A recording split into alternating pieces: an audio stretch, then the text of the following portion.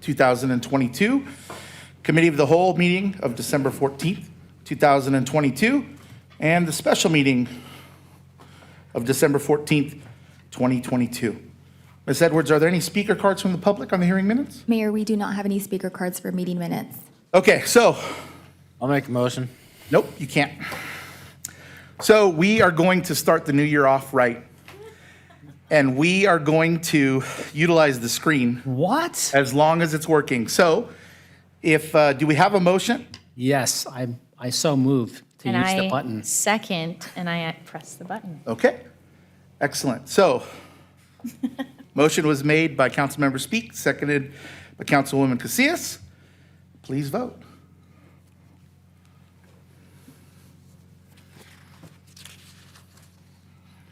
Okay, that item passes 5-0. All right, moving on to the consent calendar.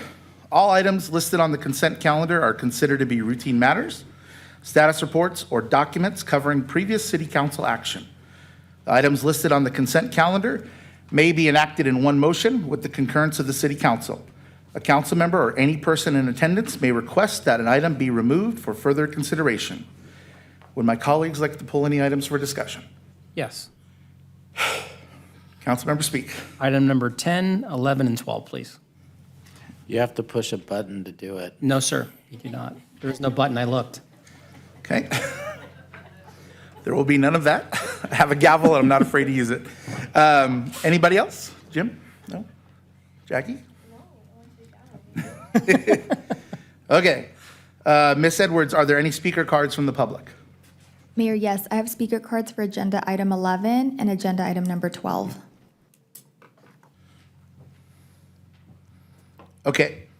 So then, for items 5 through 9 and 13 through 18, do we have a motion? We do. So moved. Second. I already pushed the second button, Okay. Didn't? and How did, how, but it isn't. It's green.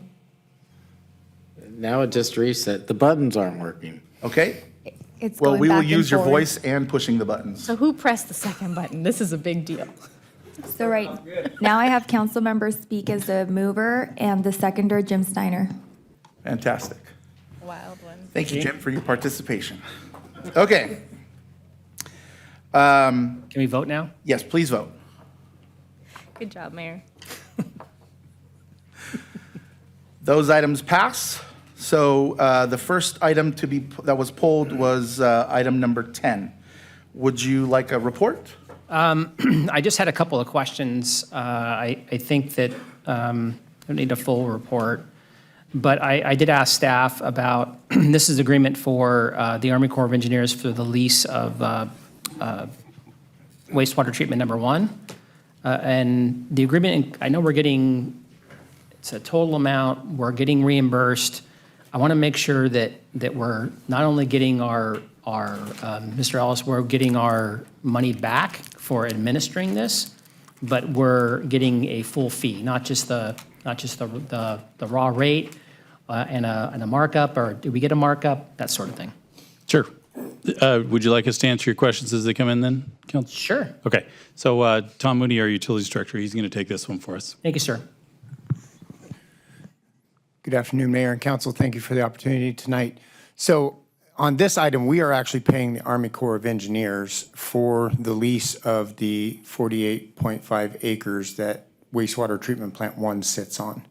And to that, we are able to recover our costs associated with doing in-kind services. So if we perform the work or if we oversee the contractors that are performing the work, we are able to recover those costs. Okay, so are we doing the solicitations for the work?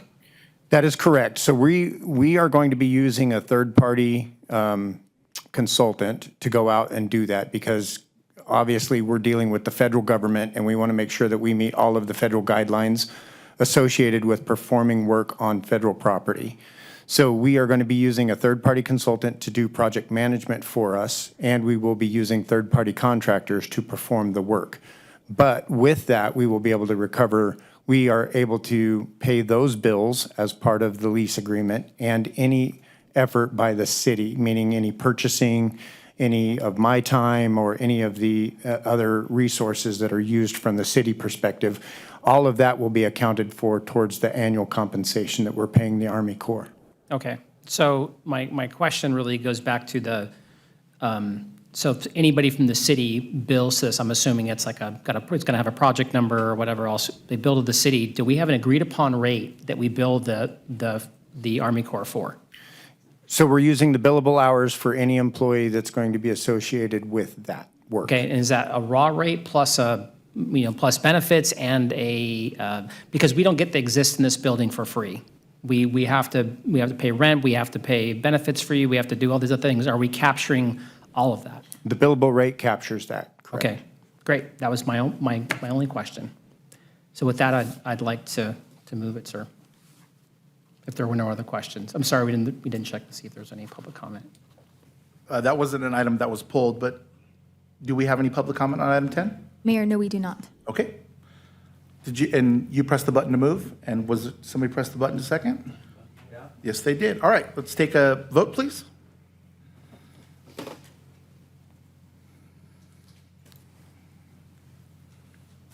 Okay, that item passes 5-0. Next item that was pulled by a member of the public and by Councilmember Speak was item 11. Councilmember Speak, go ahead. Just had one question. I don't need a presentation, just whether or not this includes any HOA or privately installed systems.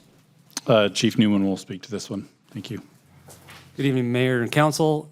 So this item in front of you does not include any HOA or private party agreements that we've currently established a protocol for. This includes the 28 previous cameras and that were approved in 2018 by this council, and the additional 32 that we will be placing according to crime data and hotspot needs throughout the city. Great. If we enter into agreements with any private parties, those cameras will be absorbed into either the current operating budget for this program, or there's obviously a change order request that we may be able to incorporate that. If not, then we'll come back to council with those requests. Okay, great. Okay, and I believe we had a member of the public that pulled this item as well. Mayor, yes, we do. Come on down.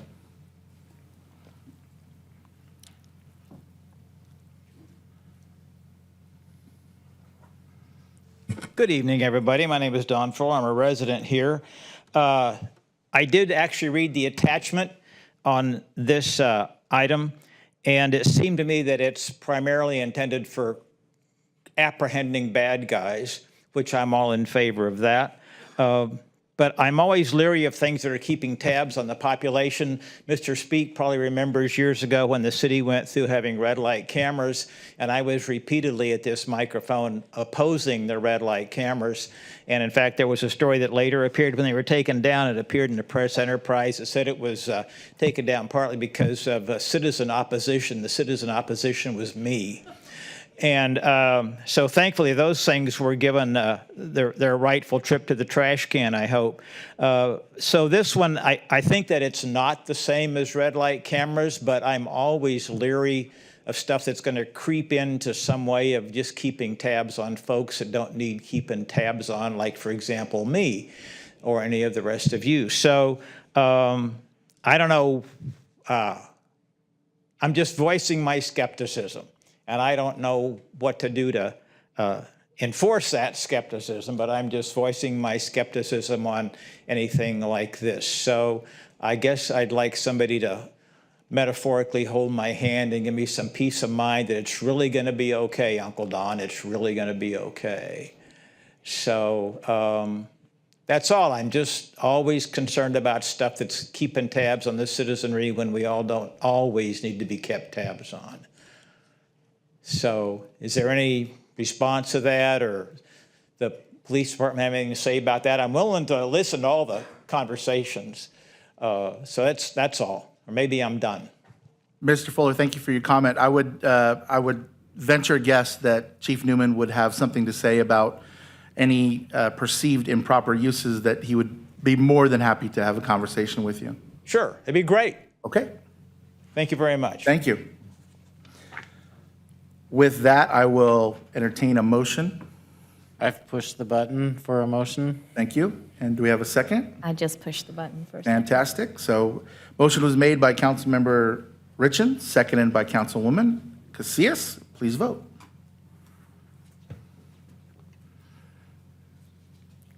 And that item passes 5-0. And the next item that was pulled by Councilmember Speak was item 12, also pulled by the public, but Councilmember Speak, please go ahead. I just had two questions. What were the fees that the city estimated for this part of the project? And I see that we have a map in the staff report, and I understand that we haven't settled on a location, but that, I want to make sure that that's not true, or we have settled on a location. I can speak to this one. Great. The estimated fee for design services was 10% of the overall project cost, so it was estimated about $1 million, so this comes in under that. We have not yet selected a site. We've narrowed it down, but we're still working on that, and this process will help validate which site is the optimum site. Okay. And then the 10% contingency, so anything above that will come back to us, right? Anything above a 10% contingency should, yes. Okay, great. That's all I had. Thanks. Thank you. And I believe that we had someone from the public that also pulled this as well. Mayor, yes, we have 2 speaker cards for this item. Come on down. Welcome. Welcome. And so for, I think, the second meeting in a row, this is a classic example of why I said we need to post draft agendas ahead of time. Actual draft agendas, not just like, well, it's coming up whenever staff feels like it. So Thursday afternoon, 12 minutes after the agenda was released, I requested the documents for this, which is usually attached to these types of things. The scoring rubric, the proposals, all the things in writing that would allow any reasonable person to evaluate whether this was an accurate, whether it's accurate and fair process. These things are usually attached. I think they were even attached on the deal where Wes's deal got screwed over. I think they even attached most of that information, way more than they did on this one. There was nothing attached. So, you know, in the case where this happened Thursday, there's exactly 1.5 business days between the release of the agenda and this meeting. It's not a reasonable time to look at anything. But imagine my surprise when Tuesday at 3 o'clock, I get a denial of any of the documents being released. We're not going to release the rubric, any of the scoring, any of the documents, any of the notes, anything connected with it. None of the proposals were released because they said that this was still in negotiations. Now, to my mind, when it's up here on the agenda for approval, the negotiations are over. There's an agreement in place. There's an agreement that they're going to ask you to sign up for tonight. This wasn't a closed session item. This isn't a negotiation that you guys are doing. This is a negotiation that some members of the staff are doing. And then you're going to bring it here for a decision, you know. And meanwhile, the person driving this whole thing, you shouldn't trust him any farther than you can see him. I wouldn't trust him more than I would trust the former city manager. You know, the guy's lied publicly to your face in this room. He lied straight to your face about Station 2. He lied straight to your face about doing modeling, and then got up here with the crocodile tears with the 30 years, would I endanger anybody's lives? Yes, sir. You did it right in this room. You lied right in this room. You would have endangered lives. You didn't do any modeling. He looked on a map and measured how far it was. That's what he did. GIS modeling. I talked to 2 traffic engineers about that. They laughed out loud. That's not a thing. This whole thing has been a fraud. This whole move. He lied to you. He lied by omission, I think is the term, by deleting mentions to the presentation that you were played in this room about moving fire headquarters. You didn't see that, did you? The staff presentation mentioned that we had to have a big enough place to accommodate fire headquarters being moved. But the presentation that you got didn't get it. You really ought to look into this. You really ought to look into how this has been done and why it's being done. Thank you very much. Thank you.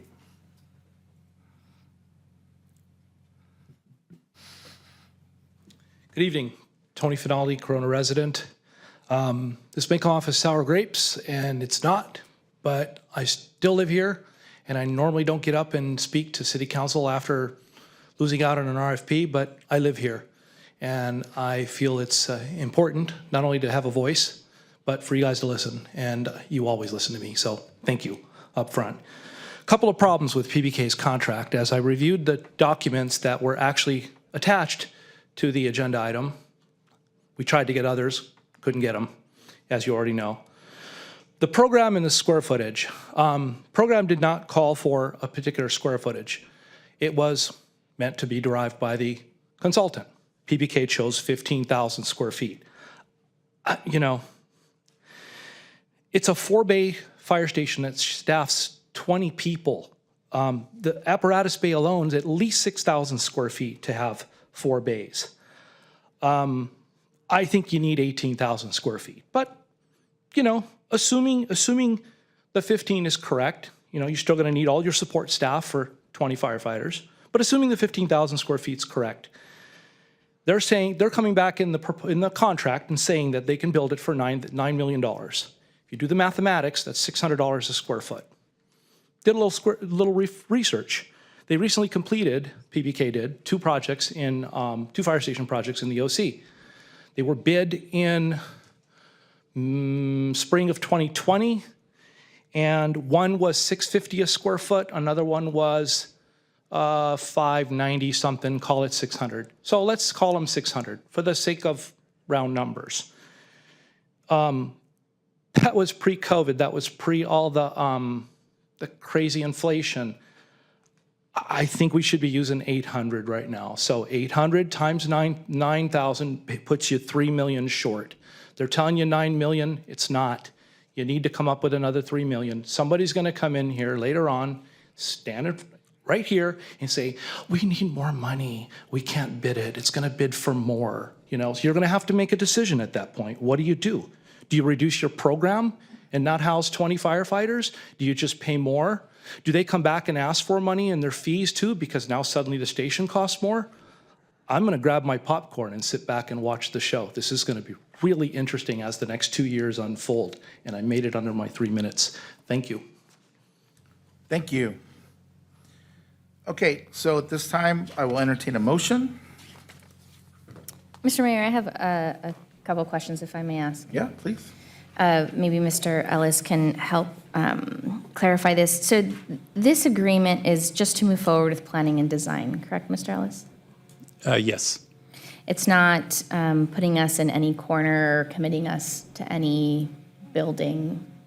You're not committed, obviously, if you're going to go down this road and spend this kind of money. There is an anticipation that we will be building, but no, you're not obligated to build anything at this point. And we're not necessarily having the discussion now about where this will be located either. Correct. This is just a contract to move forward with planning and design. Correct. Thank you. With that, I will move, Mr. Mayor. Thank you. Okay, so the item was, the motion was from Councilwoman Casillas, and I hit the second button. And please vote.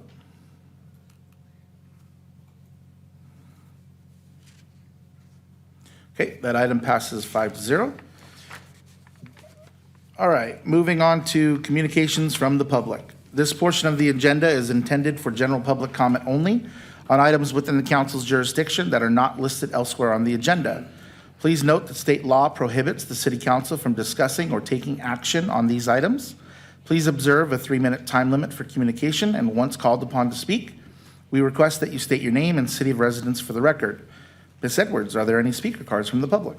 Mayor, yes, I have 6 speaker cards for communication from the public. Thank you. I now have to say, Mayor Daddario, Vice Mayor Richins, and council members, want to wish you all a very happy new year. Happy birthday. Thank you very much as well. I spend my birthday being here. With good news, by the way. To back on to the last marathon session of the last council meeting of last year, how much Corona has been recognized. I grew up in Orange County, and I always was told Corona was just a small little insignificant town. And after what's been going on here, I have to congratulate you on absolutely changing that around. I don't know if any of you saw KABC 7 yesterday evening. They did a little community thing about the downtown redevelopment. And I can show you that, yeah. I can show you that as well. It was a big surprise, and it was a wonderful surprise. After that meeting, I do have to say, and I'm going to just, you guys have done an amazing, you have done an amazing job, but I want to single out one council member. Council Member Steiner. You were just applauded for everything that you did at the last meeting, and just to let you know, my deepest sympathies go out for the loss of your dad. I know for a fact how very proud he was of you. So again, you have my deepest condolences. Moving on, however, I'm going to bring up some interesting fact. I am single, and I don't know the rubric how Facebook sends things, but I got something the other day that I probably sent to all of you that I thought was a very interesting statistic. So if you'll allow me. The Elite Singles is a dating site, and they popped up, and I said, okay, well, intuition said, go check it out. I don't know why I did, but I'm very happy that I did. So I just want to make this announcement that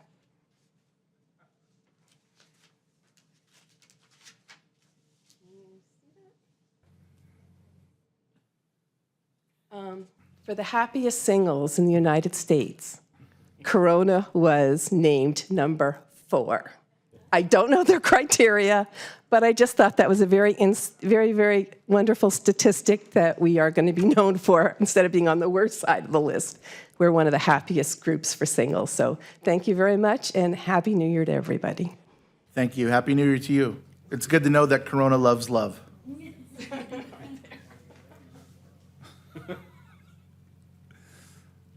I actually thought that was a hack or something that was happening on our cameras. Glad I was part of a presentation. Please come on down.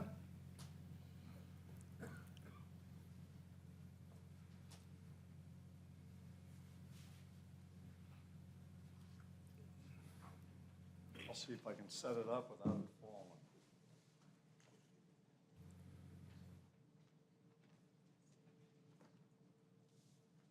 While gravity works.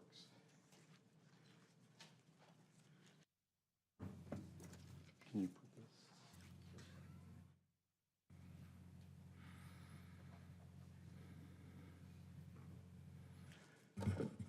Beloved Corona Mayor, council members, and citizens, I am lay brother Stephen Gerard Sedlowski, actually visiting from Lorain, Ohio. I actually have a mailbox in San Diego. I'm transitioning through from Pasadena because I wanted to observe my first Rose Bowl parade. And I even kudos and bravos and cheers, of course, to your Santiago High School band. I'm told they were in the parade. So thank you very much. I ask for your undivided ears. Whether you're pro-life or pro-choice, I actually go around the country speaking in favor of new pro-life possibilities that I believe are constitutional in the United States. Of course, I'd like to start off with, look to your flag with pro-life eyes. Now, why do I say that? Well, I was in the United States Navy. I served for the country. I was ready to lay down my life. I have lots of qualifications, accolades, just like all of you wonderful council members, and even you wonderful citizens. Let's read a little bit from the Constitution, just a statement from Alexander Hamilton of 1775.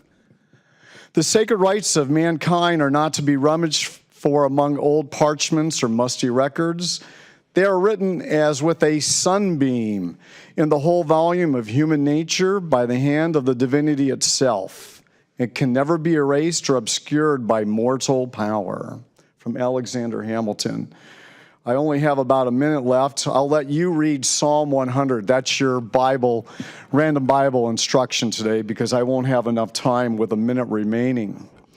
What brings me to your beautiful city is I transitioned from Pasadena to Temecula. Temecula is actually making some good strides with pro-life, and I'm very proud of that possibility. I've been told your city is a general city by your city clerk and not a charter city. It is of my utmost thoughts today that you need to move in the direction of establishing a city charter. If you establish a city charter, you will actually be able to declare personhood, and your city will become a pro-life personhood city. If you look at the Bible bookmark that I've left you, you're going to learn about my efforts in Cincinnati on life peace zones. You're seeing the banner here. You could just insert the word personhood in front of that and call it Personhood Life Peace Zones. I hope that in the future you might email or text me and start asking questions. I welcome it, whether you're pro-life or pro-choice. God bless you all. God bless you with the loving wisdom you need through the new year. Thank you. Thank you.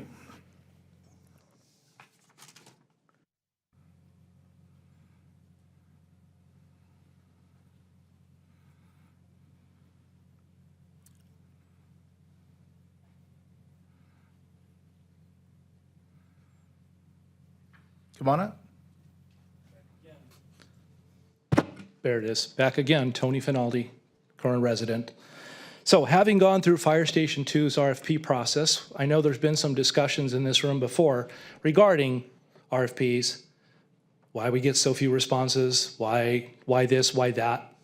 So I'll give you a little insight. I've got 2 minutes and 40 seconds. RFP for Station 2, I found, my partner and I worked on it. Camille, she worked on all the qualifications part of it, and I worked on all the fee part of it. In my discussion with her, ongoing discussion with this, she was very, very frustrated at the ambiguity of it. Most RFPs that we get from public entities, they'll list a list of requirements, things that they want to see, cover page, schedule of work, all this stuff, right? And that's fine, you had that. But then if you read on, it lists other things that they want included in the RFP that's not in the schedule, and sometimes they even conflicted. Took forever to get through it. These RFPs are always custom because these municipalities can't get together and use one format. That's a problem. So, darn. Okay, so May 2022, RFQ came out. This is what you guys did. You invited 17 firms and only 7 were deemed qualified. Fine. That required about 30 hours to complete the RFQ. What you probably should have done at that point is just pick the top 3 and just hired one of them. Got a proposal from all 3, choose the cheapest one or whatever criteria you want to use, even though you're not supposed to use the cheapest one. Anyway, the next step was October 22nd. Look at from May to October, nothing happened. RFP came out with qualifications all over again. Do it all over again. But this time, including fees. What was the difference? Well, they included a program. So now we knew that it was a 4-bay, it was this, was that, or at least a little more expansion on the program. It had a bit of a program before. 7 firms were invited, only 3 submitted proposals. Interesting. Don't know why. I can't explain it to you. I know that we have 50 hours invested between my partner and I responding to that RFP. Again, that would have been the best option. The other thing would have been helpful too is hire a firm to vet the sites, figure out which site you want to use, do some investigations, do some schematic layouts, see what fits, and then issue an RFP. Do a real program, a true program. That would have helped. Last, and I'm going to go a little over because I got to put this out. We got no notification. How I found out this contract was going to PBK was via watching the agenda items at the city where I live. No phone call, no Dear John letter, nothing. Nothing, thank you for your time, nothing. This is how I found out. I get the feeling this is our first building with staff here. That's kind of the feeling I get. So anyway, like I said, I'll be watching. It'll be an interesting process. Thank you for listening. Thank you.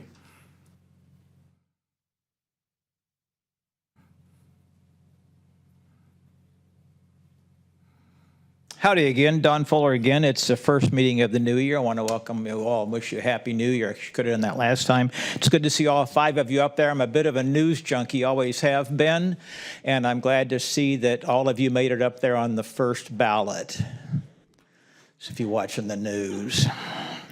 And Corona has something the United States of America does not have, which is a functioning government. So that's a good thing as well. Little aside, the other gentleman was up here earlier. I'm adamantly 100% all the time in favor of women being able to make their own choices for what they want to do with their own bodies. I'm not going to tell them what to do.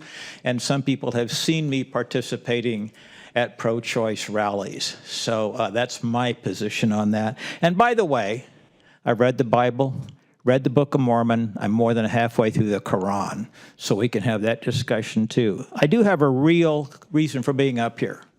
This is a procedural question I have, and maybe I'm not asking the right place. The question I have is, if someone could instruct me or point me where to go, I want to know what I have to do to get an item on the agenda so that you 5 people can consider it up or down. What's my procedure for that? Can anybody tell me, or can you talk to me about that, or can you point me to somebody else or something? I would start with the city manager, Mr. Fuller. With the city manager? Yep. At the city manager's office? Yep. Okay, thank you very, very much.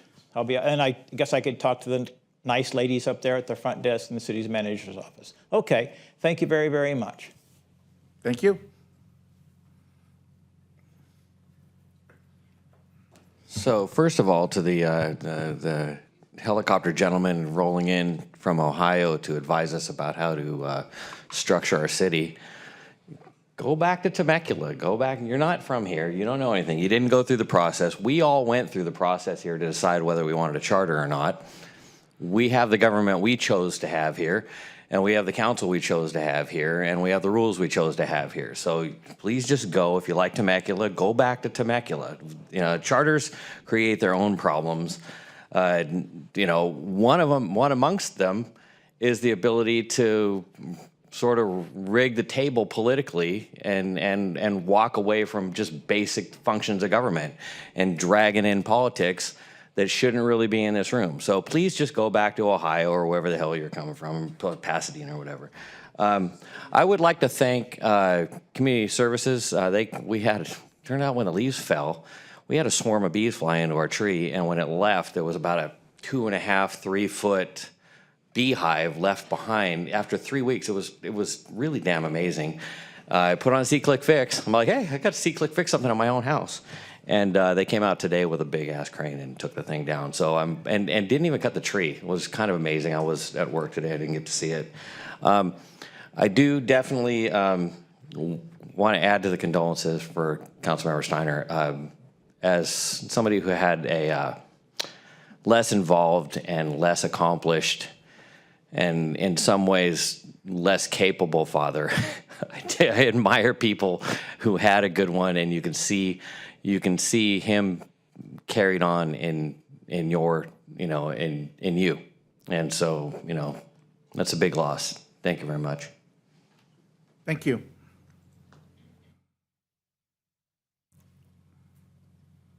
Come on down. I think we still have a couple speaker cards out there.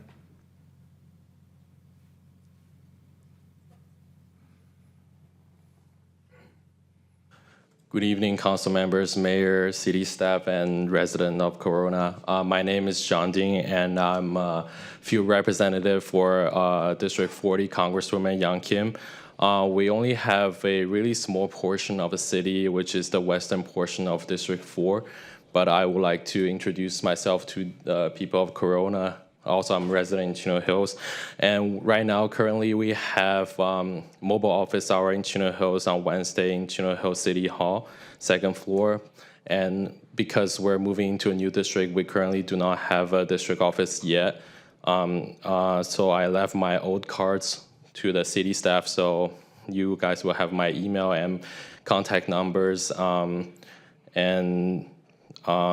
all. I will be around, and it's my pleasure to meet all of you. Thank you. Thank you for coming by.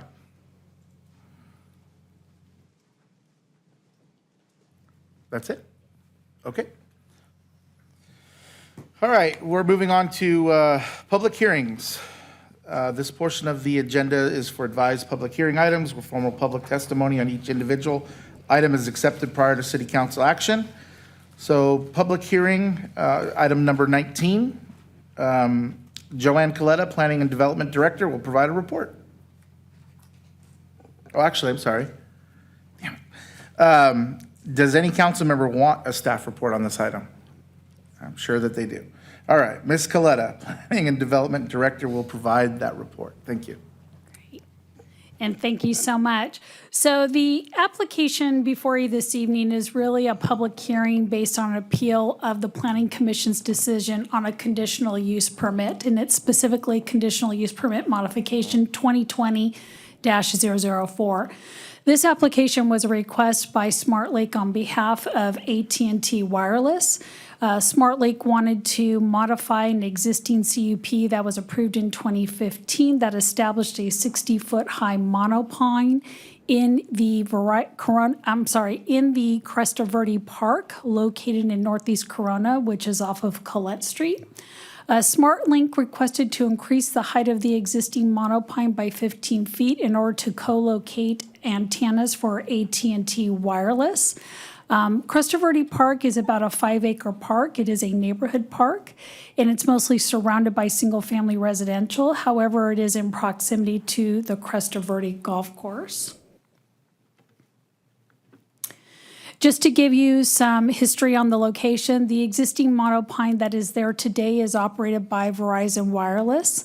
And as indicated, that monopine is 60 feet tall, and it's located towards the front of the park site facility. That monopine is set back about 51 feet from Colette Street. In addition, they also have an existing equipment enclosure that's located in the same general location. And AT&T's proposal was to increase this height of that monopine in order to put antennas above Verizon Wireless. And in doing so, it increased the height of that monopine to 75 feet. Additionally, they would also need to expand the equipment enclosure area, and they planned on doing that adjacent to Verizon Wireless's cabinets, generally in the same area. So overall, the area in question would be same in general in terms of what exists today. This exhibit here shows you the actual photograph of the existing facility. That is the picture to the left, and that is what the existing 60-foot high monopine looks like today. The image on the right is a photo simulation of what that monopine would look like if it was modified to increase the height to 75 feet and have those antennas co-located on it. And as you can see there, there is a difference in terms of the height and what that view looks like from Colette Street. AT&T Wireless did provide city staff with a service coverage analysis. So the image that you see there on the left currently demonstrates what AT&T's coverage is today based on their poles that exist in the immediate area. The green indicates what the indoor coverage is for wireless services, and that generally means inside of a building, so whether it's a home or a business. What you see in yellow is actually what is done in a vehicle, and then the purple area is outdoor coverage. When you look to the right, by adding those antennas to the existing monopine, the indoor coverage greatly increases. So that's why you see that green swath to the right. So that was their analysis through their RF engineering process demonstrating why additional antenna coverage was needed within this service ring. There was also a sites alternative analysis that was prepared by AT&T Wireless. They looked at 14 different sites, generally around the service ring area. However, most of those sites needed to be rejected because they could not provide the coverage to the service ring that they were looking for. And in one particular case, they just had difficulty locating a monopine or some kind of telecommunications tower on a particular property, and that was the Cresta Verde Golf Course, just due to some terrain as well as some grading disturbance to the golf course that would interrupt their operation. So in overall, at the end of the day, AT&T needed to reject all of those sites that they looked into their analysis and came back to city staff with their original proposal to co-locate on the existing facility at Cresta Verde Park. This here is just a timeline for the City Council to understand the process that we went through on this CUP modification. It was originally heard by the Planning Commission in April of 2021. We had the initial public hearing, but at that time, the Planning Commission did continue the application. The concern at that time was the aesthetic impact to the surrounding area, and the commission did request that additional locations be explored. In February of 2022, the continued public hearing was held again by the Planning Commission, and at that time, the commission continued the item once again. At that time, the commission asked the applicant to re-engage with the Cresta Verde Golf Course to see if they can possibly co-locate on their site once again. In May, the applicant came back to staff and said it was not possible to reach a deal with the golf course, and therefore they wanted to pursue their original application. So the application went back to the Planning Commission on October 10th of 2022. And at that public hearing, the commission made the recommendation to deny the CUP, and they did direct staff to come back with a resolution of denial. And basically their reasoning there was the negative visual impacts to the surrounding neighborhood because of the existing vegetation that exists there on the property was not enough to screen the monopine, especially with the height of the monopine increasing. So they felt that it would definitely contribute to having a negative visual impact, especially looking from Colette Avenue. And then on November 7th, staff did bring back that resolution of denial, which was ultimately adopted by the Planning Commission. And from that, the applicant then decided to, I'm sorry, I'm jumping ahead. I do need to let you know that in order to grant a conditional use permit, the Planning Commission is required to make a certain set of findings that are defined in the municipal code. However, at the same time, if they cannot make those findings, they do need to disclose why they cannot make those findings in reference to the municipal code. So they did do that. And what was cited in the resolution is that the proposal would be detrimental to the public health, safety, convenience, and general welfare because increasing the height of that tower would exacerbate the negative visual impact that the tower currently has on the neighborhood.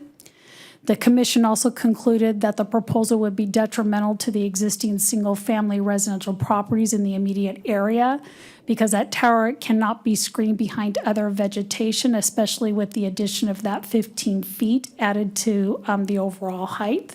And it would also be a visual impact to the surrounding residents. They also indicated that extending the height of the tower would also make the tower more prominent and distinguishable from its surroundings, and that it's not consistent with Land Use Policy 8 in the general plan, as it has the inability to screen the tower trees that it has the inability to screen the tower with trees of a height that would contradict with the residential character and quality of the surrounding neighborhood. So as stipulated in the municipal code, the applicant does have the right to file an appeal, and that's exactly what they did, and they did that within the timeline stipulated. They did cite their reasons for the appeal, and there are 2 reasons cited in your staff report. So just to go over those with the council, the applicant is asserting that the proposed height extension to the existing monopine will maintain its stealth appearance to the existing facility. The applicant is also claiming that really the commission's denial of the monopine really rested on the existing facility, which is operated by Verizon Wireless, and it really had nothing to do with AT&T's proposal. So in response to that, under the Federal Telecommunications Act, the city is entitled to make an aesthetic judgment concerning a telecommunications facility, as long as that judgment is grounded in the specifics of the case under review, which in this case is the monopine at Cresta Verde Park, and as long as that judgment is not an aesthetic opposition to telecommunications in general, meaning just outright, all telecommunication facilities are going to have an aesthetic impact. As you know, the city does have a very good history of permitting telecommunication facilities throughout the city and even on city properties. So we are looking at this specifically to this particular location. And also the federal court has concluded that substantial evidence does exist if there is a reasonably founded concern of the community, which does include a telecommunications facility at a particular location. And the second reason for the repeal is that the applicant contends that the city is preempted from denying AT&T's application because it would prevent them from providing a telecommunications service as well as personal wireless services in violation of the Federal Telecommunications Act. They also claim that the facility at the Cresta Verde Park is needed because they're trying to fill that gap in the service area, and they're doing that in the least intrusive means as possible. Really, our response to that is just going back to what the Planning Commission expressed concerns regarding the overall height of that existing facility being increased by 15 feet. The applicant never provided another alternative such as a freestanding monopine separate from being co-located on the existing facility, and demonstrating to us, well, could they do it on a separate pole, possibly at a lower height? Therefore, without that information, the commission was unable to conclude that the applicant's proposal was the least intrusive option. And also, the commission did make recommendation on possibly looking at small cell sites that could be spread across the area in order to minimize the appearance as well. So with that, the recommended action is to uphold the Planning and Housing Commission's denial of the CUP modification and adopt the resolution before you this evening denying the CUP. Thank you. Thank you. The public hearing is now open. Ms. Edwards, has the city clerk's office received correspondence regarding this item? Mayor, yes, we did. We received a letter in support of the item not being denied from Porter Wright, and the council has copies of the letter. Okay. The public hearing is now closed. Do I have any questions or comments from my colleagues? Just a comment that this monopine really is very big, and it's quite big. It's quite large, and adding to it would just stands out. Having driven there and walked that neighborhood, I can understand how it is that the commission came to reject this. So thank you. Mayor, sorry, interrupting. We have speaker cards for this item. We have 4 speaker cards. Okay. Well, then let's hear. Did I not ask? Good evening again. So I had the pleasure or displeasure of watching this process play out over several meetings at the Planning Commission, and I'll since it always seems to be my role, I'll say the things that Ms. Coletta was too polite to say. These applicants they're a joke. Watching these guys dance around, obfuscate, misdirect, dog ate my homework. Hey, bro, the guy literally came up and interrupted the Planning Commission. He went over, sat at the staff tables, turned on the microphone, and interrupted the Planning Commission discussion. Like, I wasn't sure. I thought for a while he was like a cannabis applicant. You know, those guys kind of informal, we'll just call it. They would ask him questions, and he would deny what was going on. Like, I don't know, this got dumped in my lap. I didn't have a chance to talk to anybody about it. You know, we talked to the golf course. And then Commissioner Woody called the golf course. Hey, has this guy talked to you about it? And they're, no, we haven't heard from him. Would you be interested in having a tower? Yeah, send him on over. We'd love to talk to him. That's how it went every time. And then his boss came in, the guy who ostensibly dumped the thing in his lap. And he basically was no better than the guy who was making all the excuses. It was the same thing. There's like they both were not particularly focused on what they were doing. A lot of the discussion was about how the fact that this existing pine is falling apart. The pieces are all over the park, all over the area, and the Planning Commission is like, well, if we grant you an additional contract, like how do we know you're going to keep it up? You know, why haven't you kept it up now? Why haven't you maintained the under the existing agreement? And he's like, well, hey, grant it and we'll fix it after we get approval. Not, well, no, we're going to tell you what, we're going to go out there and do it. You know, and it turns out the city attorney's having to get involved in it just to make them live up to what they're already supposed to be doing. So there was a whole bunch behind this. You know, when you're talking about aesthetic concerns, you can't. We had this discussion one time, Wes, about whether something's going to look like what it's supposed to look like when it gets done. This one does not look like what it's supposed to look like, and they are not interested in making it look like what it's supposed to look like.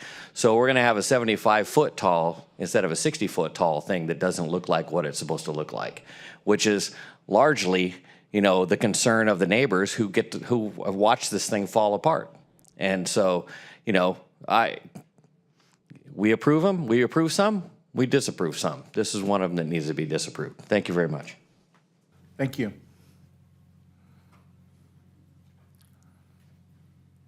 Hi again, Don Fuller. Two things that strike me. Never, never, never, never, never argue with Miss Coletta. Number one, because she knows everything there is to know about this stuff. Number two, that's the ugliest pine tree I ever saw in my life. You could put a star on top of it and hang Christmas lights on it. It's still going to look like the dickens. Furthermore, this is item number 19 on the agenda. Item number 23 is a similar item, which also has to do with another tower, which is limited to 60 feet in height. So it seems to me that if you have two similar items on the agenda, they ought to at least kind of match each other, and they ought to stick up with current existing city regulations, which would be 60 feet tall. So it would seem to me be pretty odd to allow 75 feet on one and only 60 feet on the other, especially when there seems to be citizenry revolt against the 75 feet, and that is the ugliest looking pine tree I ever saw in my life. Thank you very much for your time. Thank you.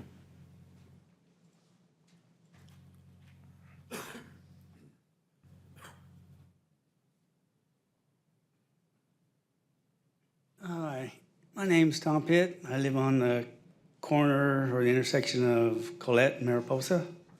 I look directly at that pine tree daily out of my living room, out of my garage, whatever. And so everybody's covered the aesthetics, which I brought up originally.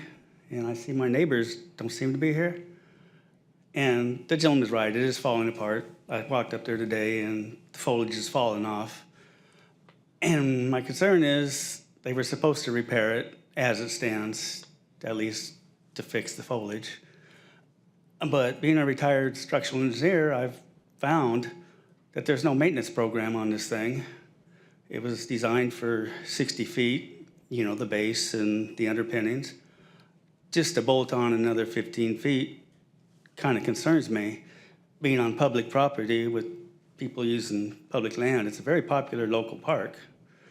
And if something was to dislodge and hit somebody, that could be a big problem for the city unless there's some sort of agreements for something happened to a park patron. And I have a feeling, because my backyard is on the golf course, and there's a lot of pines, and I've dealt with the golf course owner in the past, and they're kind of hard to deal with on any kind of issues, so I can understand that being a problem. But there's that unused OS land, which is basically 10, 12 acres of a hill, which on the very top there's, I don't know, other towers of some sort, either TV, communications, governmental, I don't know what they are. And I don't know if that's useful, but they're above where this pine is. So my concern is I believe it's probably budgetary, that to build an entire new structure somewhere else, you know, it's just a cost that they don't want to incur. So I would think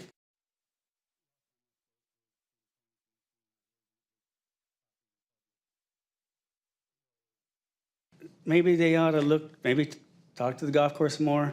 Maybe you guys, I mean, I invite you up. It gets windy up in those hills. You know, if they just bolt on some more stuff on top, man, and that afternoon wind, it gets pretty bad. And you'll probably see tomorrow with the rain. Nobody be at the park, of course, but it's going to be a problem. So that's all I have to say. Thanks for your time. Thank you.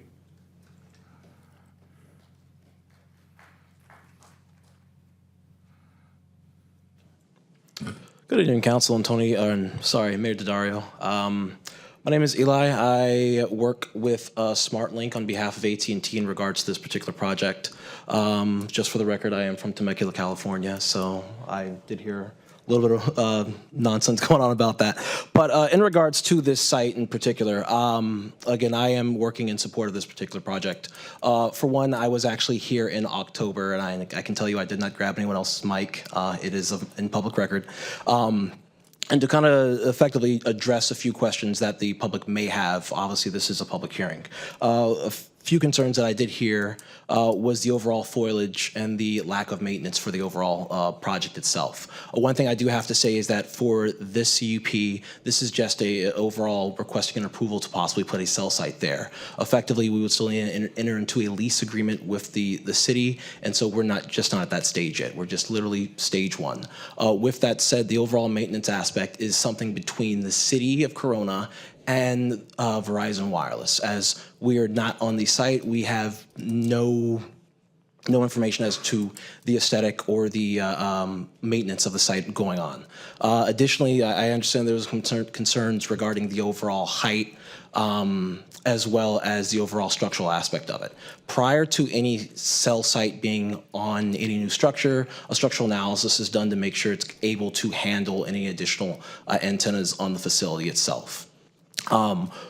Moving on to the overall 60 versus 75 feet, as you guys saw in the radius map or the propagation map of the overall coverage for the facility, one thing that we're looking at is to get that 75 feet would allow us to cover that particular area. Switching over to any alternatives, whether it be small cells or using an alternate site, we're looking at topographical issues as well as heights of other houses, things like that.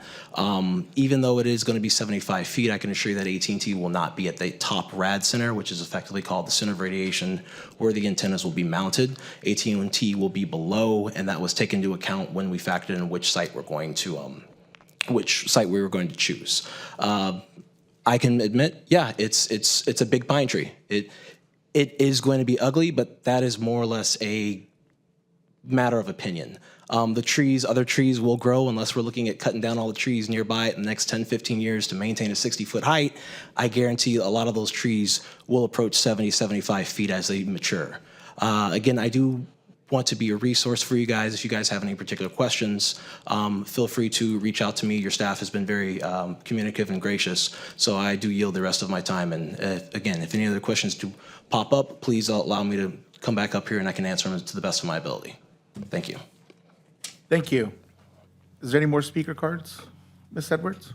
Mayor, no, we do not. Okay, I do apologize. Still trying to figure out how to do my job up here. So now the public hearing is closed. Do I have any questions or comments from my colleagues? Nope. Yeah, I'll say something real quick. Okay. Yeah, thank you, Mayor. I actually did walk that area today myself, and it is an ugly tree. There's no doubt about that. It hasn't been maintained at all. I knocked on the door of the corner house, which is right behind his house on Suzanne and Colette, and he wasn't home, but adding 15 feet is going to be so obvious and ridiculous from that neighbor's perspective, but also just in the whole area. It's just out of place. 75 feet is out of place for that particular area. So Thank you. I support the denial. Yeah, please. I just want to give a shout out to the Planning Commission for their diligence in weeding this out and just the report that Ms. Coletta gave, and they offered suggestions and ideas and they tried to help, but in the end, it's just an ugly tree. Thank you. Okay, with that, do we have a motion? I'll press the button. I'll move. Okay, so we have a motion and a second. Excellent, please vote.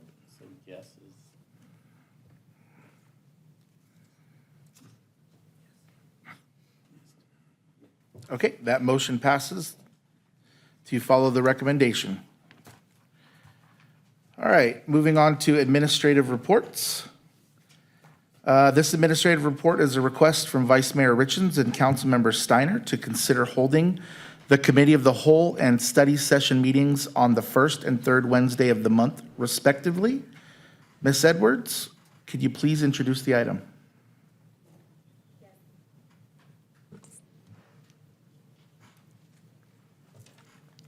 Good evening, Mayor and Council. Tonight's item is a discussion of the monthly meeting schedule.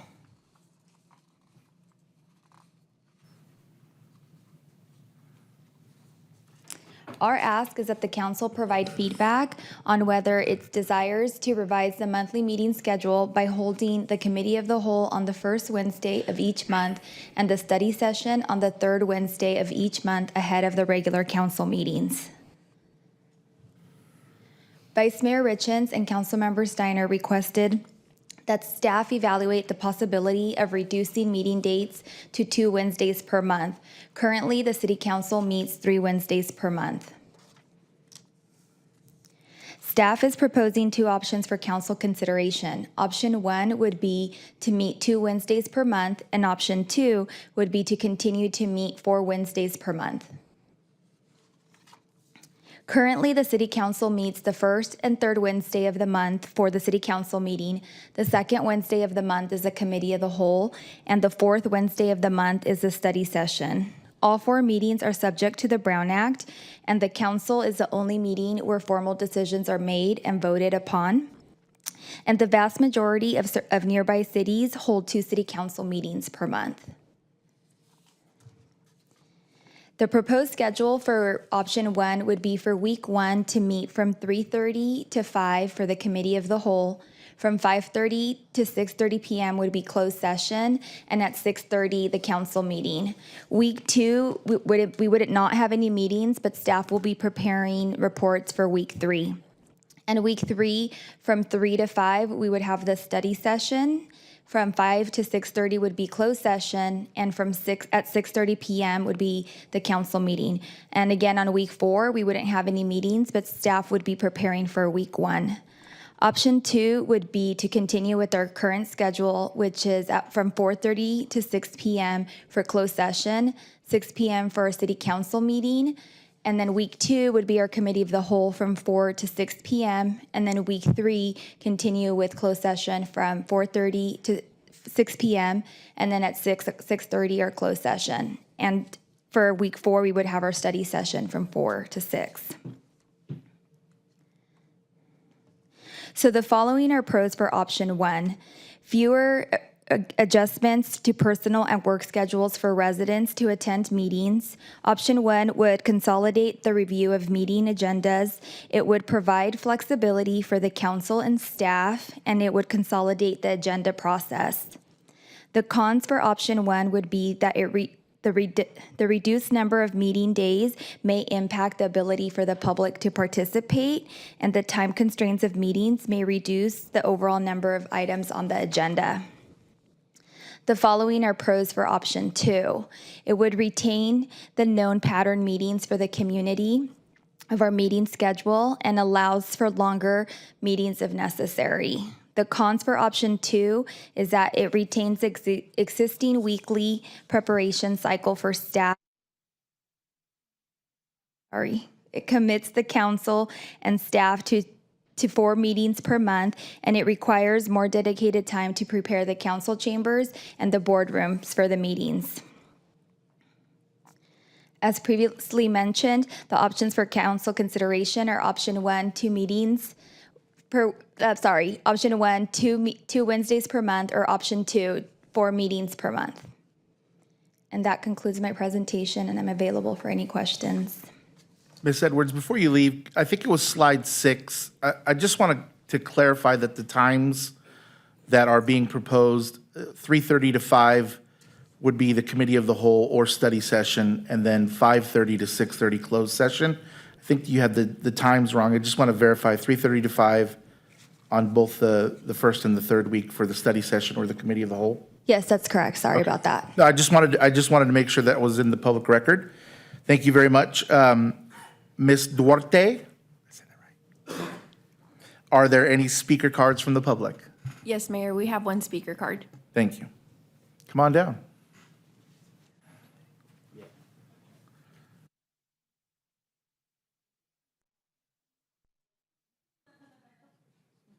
That's rough. You guys cut the clerk off. That's rough. At least I don't feel so bad getting cut off. You guys cut off Sylvia. It's rough. That's fine. I don't have that much to say about it.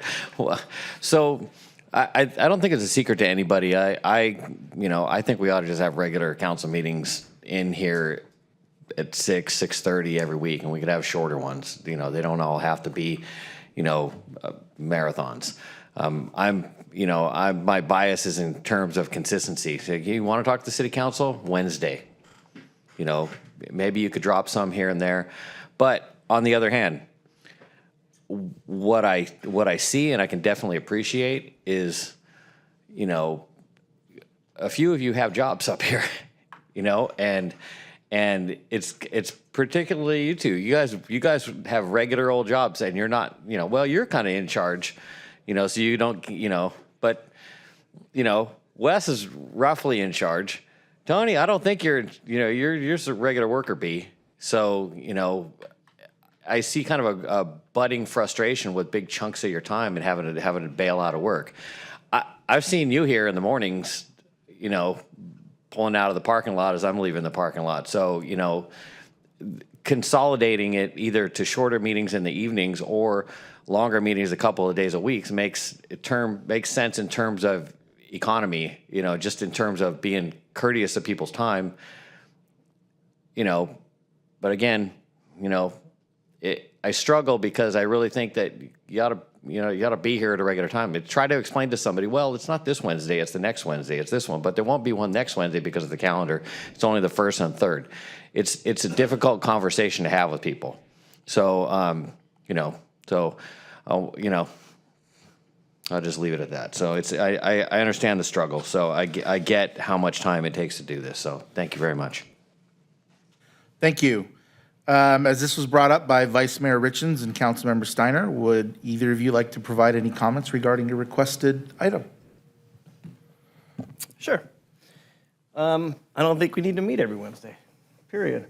I think we can have longer meetings twice a month and make a more efficient process and make it easier on staff to put together quality staff reports and the agendas, and twice a month is what I'm after. Vice Mayor? I'll tag along. Sorry, my chair is rolling away. It was up on the third floor, and Jim threw out the idea, and Jacob's eyes lit up, and it was just, I have a lot of faith in our city manager, and when his eyes light up, it tells me that you're onto something. And so in respect of Jim and less meetings or less days, but really for me, it was the efficiency that's going to come out of it. And when your leader is saying this would be very beneficial on our side, I have a lot of respect for that. And that's where I was at. Do I have any questions or comments from any of my other colleagues? Yes. Yeah. Where would you like to start? Please. Age before beauty. Oh, perfect. Can we go back to slide number, I think it's 6, that shows the time? I think that I look at the times that we have there, and I don't think we've had a study session or a committee of the whole meeting that's lasted an hour and a half. They've go, in fact, we're at 2 hours and we're always kind of bumping beyond that. So I'm worried we're either going to be going fast through things and pushing things at a regular basis to ensure that we get enough. And I think sometimes when we don't get a full take on things, we all kind of seem to be wanting more or pushing it to come back. And I'm seeing that we're going to have a lot of rollover. I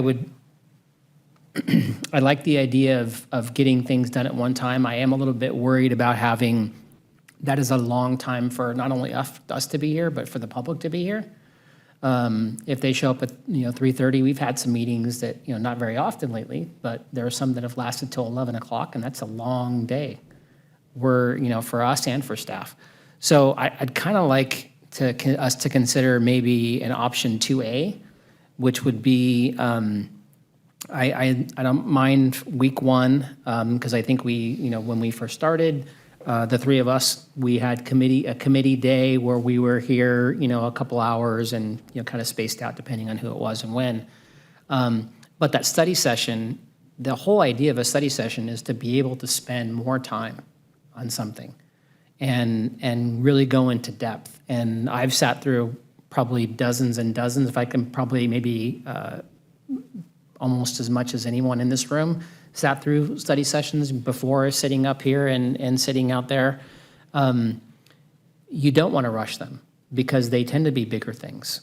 And so I get the idea of having a longer day to kind of get it done, but the object isn't to get it done. The object is to have a discussion in front of the public that they can access and be able to give it the time that it needs. And I understand, look, I have a full-time job and plus, and I know the joke is I don't sleep, but you know, I do have to do this in getting off work at, you know, I have standing meetings on Wednesdays and I've kind of designed my life around this and I can, you know, I can certainly change some things, but I also look and see closed session meeting too, where we've had some closed session meetings that were much longer than an hour.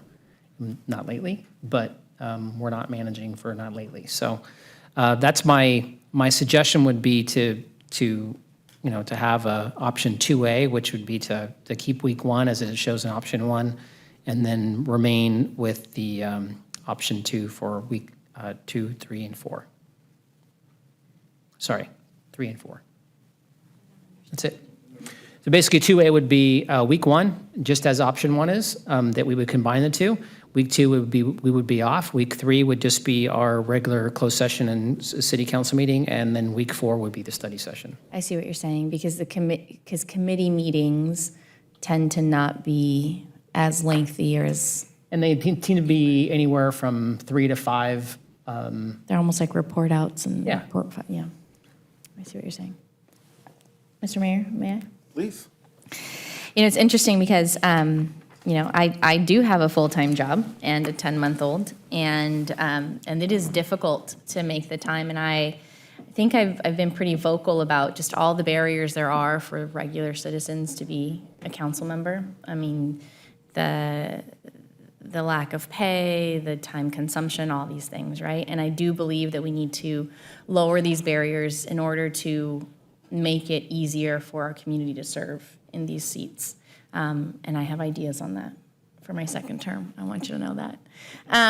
But that being said, I am a real strong advocate for democracy, and I like the process of discussion. And I like when we sit here and discuss things. And there's been multiple times when we're going through a meeting and through its evolution, and I hear your points of views, and by the end of it, you've changed my mind, or there's been a compromise, and that usually happens when we're giving democracy time.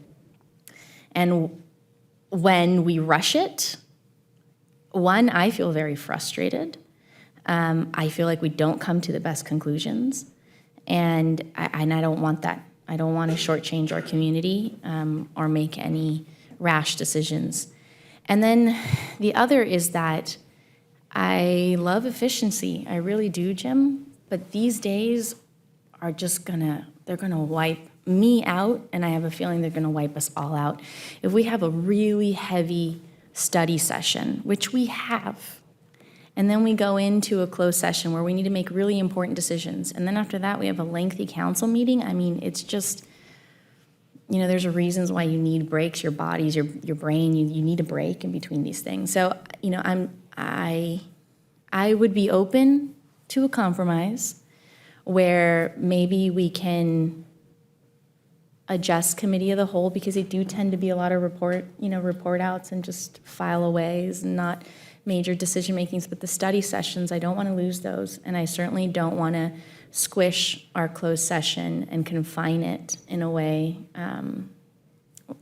like option 1 would. So I am not in favor of just 2 weeks, of meeting just 2 weeks, as much as it's enticing to feel like I'd have a Wednesday off. Jackie, do you like option 2A? I do, if we can make it work, and I would want it as just a trial period for the first couple of months to see if we can make it work. Because if it feels rushed, if we're rushing the closed session, if it's just a massively long day, I want us to be able to say, hey, this pilot version didn't work. So I'm up for a 2A, for a trial run, and then we can reassess. Thank you. So when this came up and I had a conversation with the city manager about it, I shared a lot of your concerns about Is it going to be enough time? Are we going to be able to, is it going to be rushed?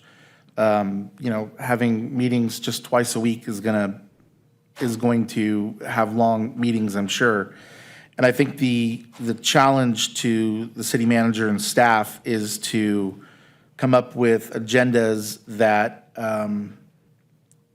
that we're able to get through, not rush through, but that we're able to get through. I think that we have to consider that that's part of their job, is to make these agendas that we can get through, not till 1 o'clock in the morning, which I remember some of those meetings as well. But I, in all honesty, I think the 2A option that Councilmember Speak proposed, I think that confuses people even more. Just having, we have meetings on the 1st, the 3rd, and the 4th, not the 2nd. But you had said something interesting, Councilmember Casillas. This, whether it's 2A, option 1, or option 2, or option 1, is still a trial. And I would be willing to, and I'll be transparent in the sense that selfishly, it would make my day job a lot easier to be able to plan travel or meetings or whatnot on our off weeks. But I would be willing to give option a go on a trial basis. And I'm willing to set a timeline right now and say, by June, if we don't think it's going well, or if we're feeling rushed or something, like the city attorney will always say, we can always change it. So I'm in favor of option 1 as well, but I'd like to put a trial date on it, as far as saying, look, by June 1st, if we don't like it, let's readjust. And is that something that would be possible, to put a temporary tag on this and say, and put a date and just say, look, if we don't like this by X date, then let's go back to the way that it was? Or, It is, Mayor. We love pilots. And if council wants to pilot this on a trial basis, that's absolutely doable, if that's what the council desires to do. I would say up until 2021, option 2A was what we did. It was, we had a committee that, the committee wasn't on, the committee of the whole wasn't a thing, but we had a separate meeting, and there was meetings literally for the last 25 years, week 1, week 3, week 4, 25 years. And we changed it, and people were able to adjust to it. Like I said, the study session items tend to be heavier and tend to be a thicker chew. And I don't disagree with you that it is staff's up to staff to give us things that we can get through. That's not the point of this. The point isn't for us to get through things. The point is for us to have debates in public that people can hear and have discussions for. And I don't want it boiled down to things that we can bite off in a certain amount of time. I mean, there's some things I think in the committee of the whole that I think that's perfectly acceptable. But the whole idea of a study session is not to do that. And frankly, as Councilmember Casillas has said, I've learned a tremendous amount having, sometimes heated discussions in this room. And I think the public is better off for it. We're better off for it. And to limit or rush it, I think shortchanges all of us. But that's why I propose 2A just as an alternate. But well, I don't think that there's this is only to provide a recommendation for staff, so there isn't a motion on this. You could make a motion on which of these options you'd like to go with. It could be any of the 2 or the 3rd one that's been suggested. It's whatever your desire is. Mayor, could I make a motion for option 1 on a trial basis? And how long of a trial basis would you like? What do you think, Mr. City Manager, would be a reasonable trial? 3 months, 6 months? Those would both be reasonable. And I would say after 1 month, if we're already screwing it up, then we ended early. I think we'll notice that. I would second that motion. If that At would 3 months. That make you happy, 3 months is great. I mean, it's not going to make. Will it make you happier? It make you less mad. All right, good. We don't like you mad. Mad Latina, scary. All right, so we do have a motion for option 1 with a 3-month trial time clock on it. Please vote.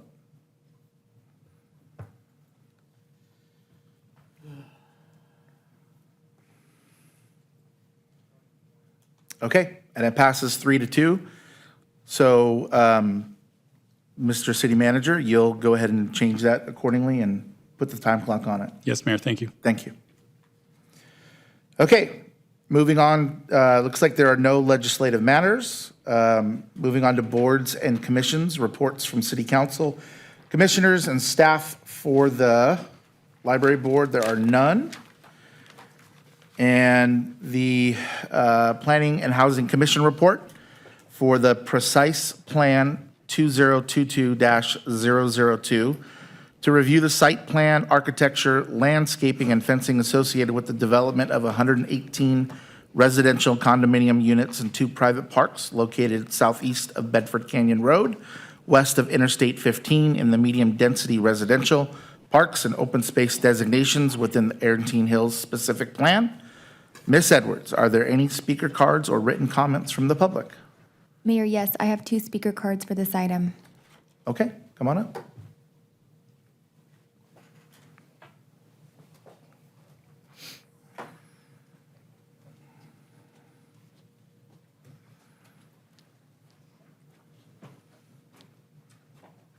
Good morning, Mr. Mayor.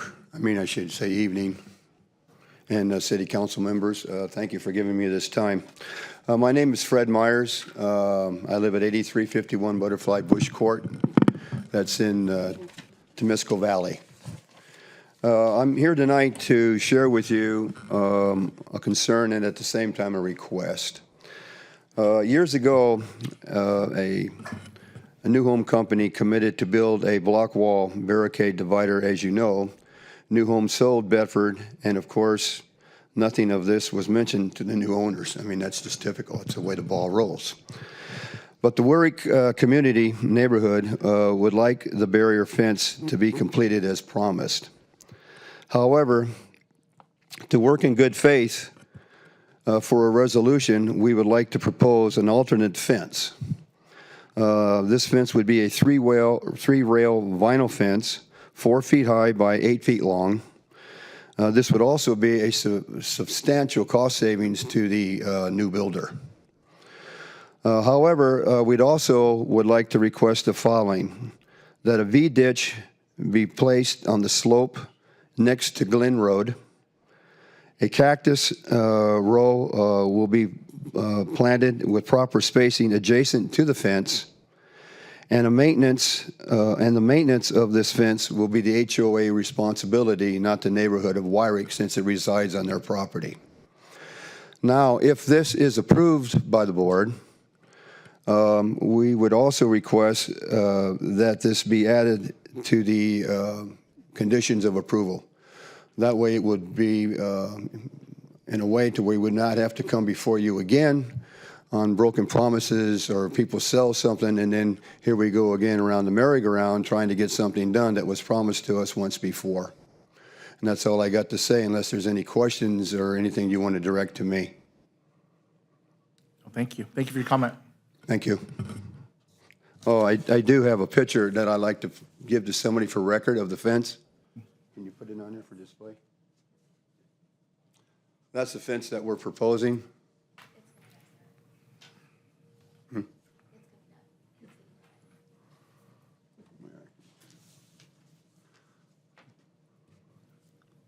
In lieu of the cinder block wall. And by the way, just so you know, I don't know if you know, this fence would go 2,100 linear feet. So you're talking a lot of money going from a cinder block to an alternate vinyl 3-rail fence. Big savings for the builder. Thank you for your comment. Thank you.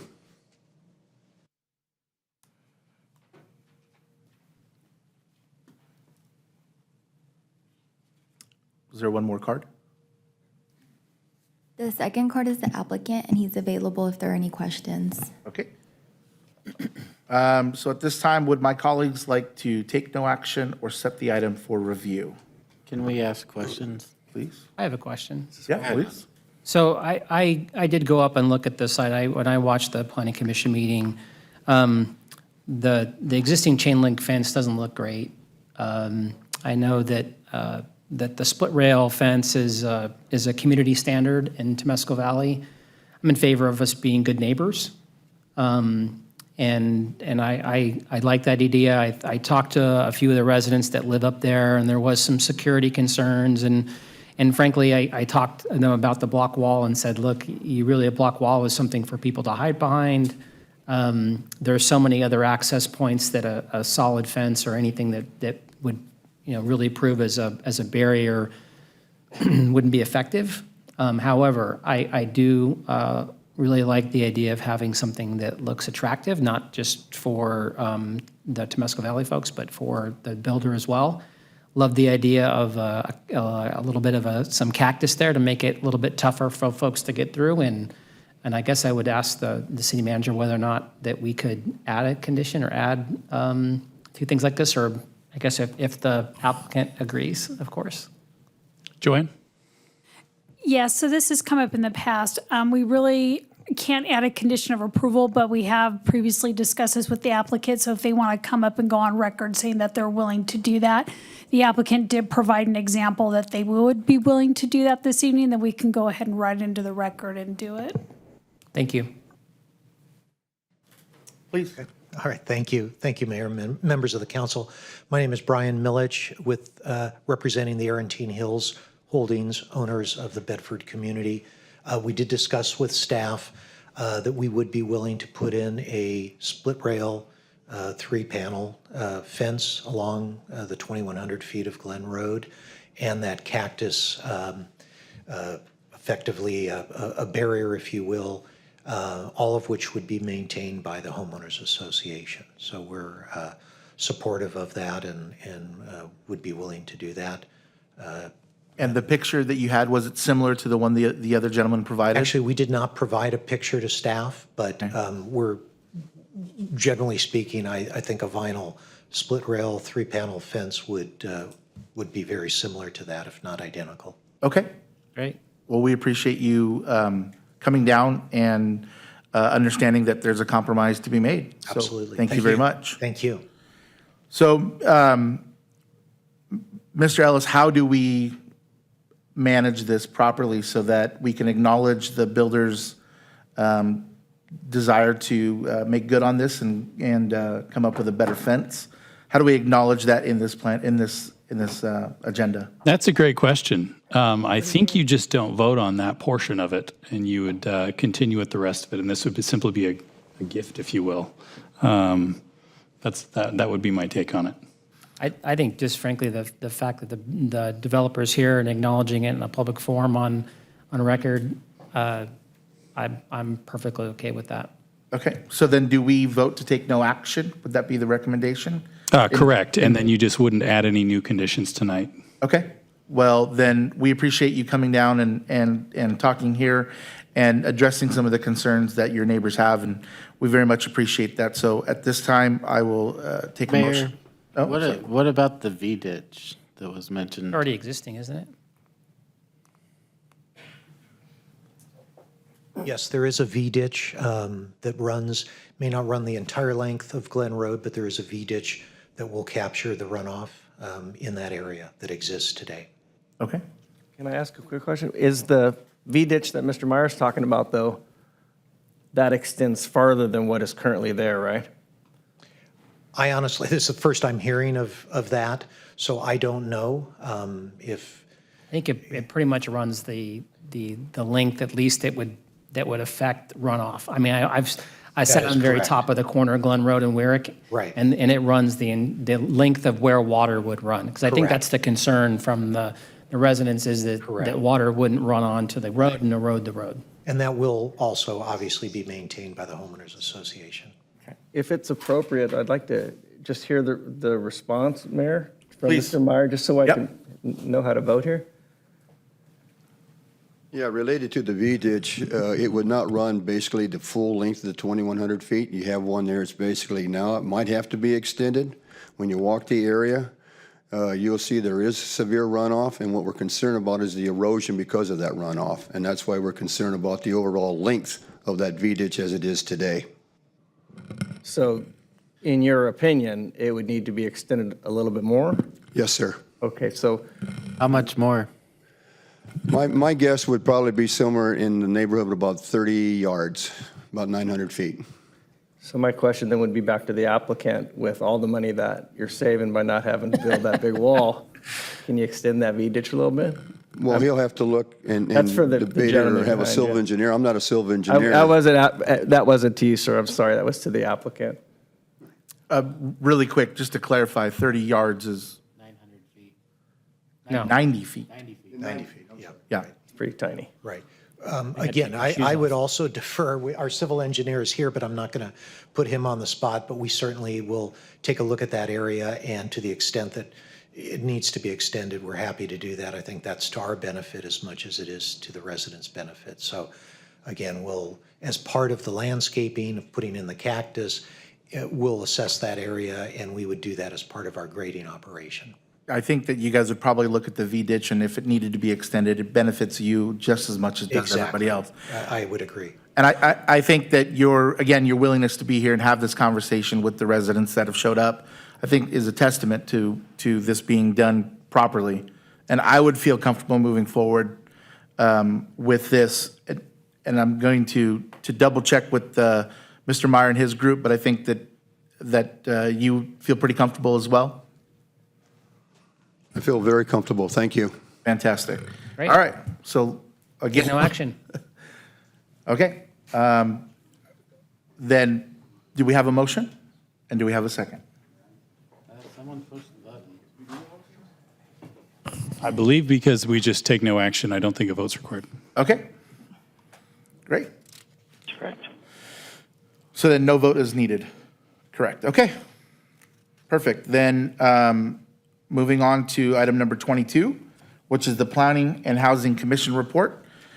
The tentative tract map 38277 to subdivide 34.27 acres into 13 numbered lots and 19 lettered lots for residential condominium purposes for the development of 118 residential units, private streets, open space, and private parks in the medium-density residential parks and open space designation of the Arantine Hills Specific Plan located southeast of Bedford Canyon Road, west of Interstate 15. Ms. Edwards, are there any speaker cards or written comments from the public? Mayor, I do not have speaker cards or written comments. Okay. Do we have a motion I'm so moved. and a second? I'll second. Okay, please vote.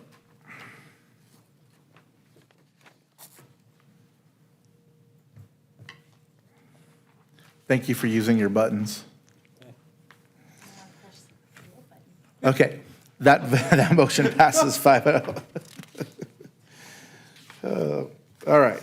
Item number 23, Planning and Housing Commission report, conditional use permit 2021-002 to establish a wireless telecommunications facility designed as a 60-foot high faux eucalyptus tree within the Riverside County Oak Street Basin located at the northeast corner of Chase Drive and Mangular Avenue in the primary floodplain combining FP-1 zone.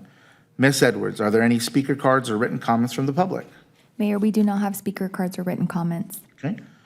Would my colleagues like to take no action or set the item for review? Take no action.